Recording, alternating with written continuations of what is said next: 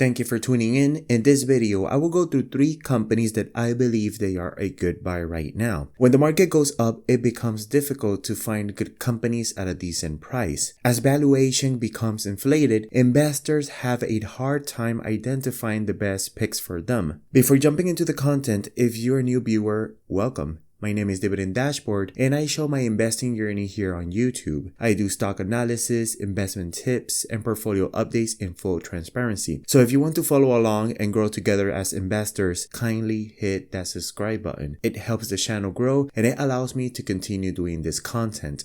The first company I'm going to talk about is Starbucks, the largest coffee retailer in the world. Starbucks had a horrible Q1 2024 report, sending the company almost 20% down year to date. The company missed every single expectation in addition to the bad interview that the CEO gave to the news, adding additional downward pressure. The revenue of the company went down almost 2% year over year, which does not seem as much, but when we start looking at other metrics, that's when we start seeing the real pain. Year over year, the net income is down 14%. Free cash flow year over year on a quarterly basis is down 154%. So the company overall had a horrible quarter. Looking at their cash and debt, the debt seems to be reduced year over year, while the cash remained the same. By having a limited amount of cash and a negative free cash flow, the reduction of the shares outstanding could be slower until the issue is fixed. As of right now, on the year over year, the shares outstanding are reduced by 1.50%. So Starbucks had a pretty rough start of the year. Investors are selling their holdings in large quantities and losing faith in the company. This is what I think Starbucks should do. Starbucks has a rewards app that brings a lot of value and free upgrades to the customer. Very few know that this app works as a virtual interest-free loan for Starbucks. Consumers put money into the app, get credits in return, but that money that Starbucks receives, the company can use it as a loan with no interest. Now, the first step is to increase the value of the rewards. Make consumers put more money into the app by drawing their attention with discounts, seasonal drinks, and such. Second, slightly lower the price of the drinks. Starbucks has one of the most expensive caffeinated drinks. The competition could sell the same size with better flavor for a few bucks less. So Starbucks will need to reduce prices and increase the value that they're giving in the app. If that can be achieved, the fundamentals of the company will recover. I am personally adding Starbucks at these levels.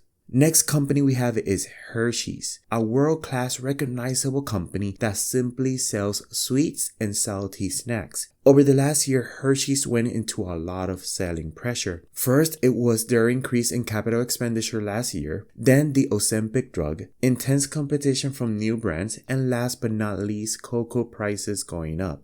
Going through each one of them, capital expenditure increased due to October and February logistics for chocolate distribution and improvements in their accounting systems for more efficiency. The Ozempic drug caused panic sell in all snack brands because the effect of reducing hunger, meaning less snacking. But the drug is very expensive and it has tons of side effects, so this was a short-term pain. The same short-term pain was felt with the competition. Companies like Feastables, owned by Mr. Beast, entered the snack industry, and in the attempt to slowly take market share from the big brands, caused a slight concern to investors. And the last one, and the most important to me, cocoa prices. When cocoa prices increases, it reduces the profit margin of Hershey's. Since it's one of the raw products used to create the chocolate bars, Hershey's could increase prices to mitigate the margin loss, but at the same time, cocoa prices chart looked extremely inflated and it was in a position to go down, which it did by a few basis points. Despite the dip in stock price, fundamentally speaking, the company is doing pretty good. Their revenue over the past 5 years have grown over 10%.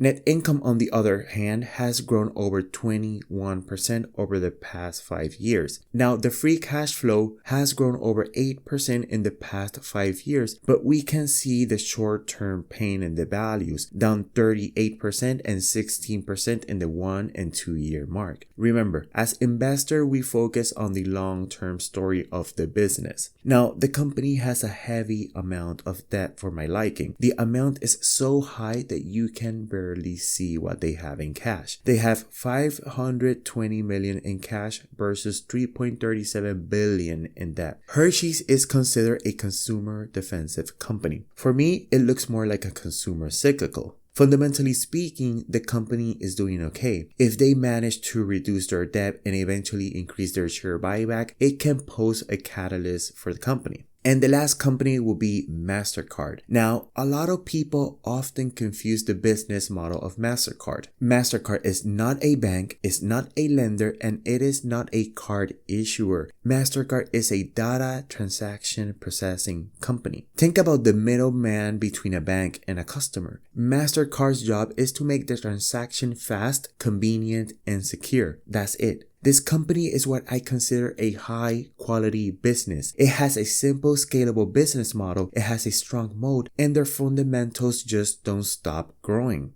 Year to date, the company is up 8%. And you may be asking yourself, the company is in the green and I should not be adding, correct? Not necessarily. A company could still be going up and still be considered undervalued. You see, MasterCard is a $425 billion market cap company, and I believe it should be worth $1 trillion. The company is still expanding at a rapid pace, and that is shown in the fundamentals. Let's take a look. The revenue of the company has been growing double digits every single period. But revenue is not profit, so we need to look further into the numbers. The story doesn't change for the net income, pretty much double digit except for the 2-year mark. I want to put emphasis on the 10-year mark, 13.22%. That's the average net income in the last decade for MasterCard. When you have a company that's been around for a while and brings a double-digit average for a long period of time, it is a company to keep an eye on.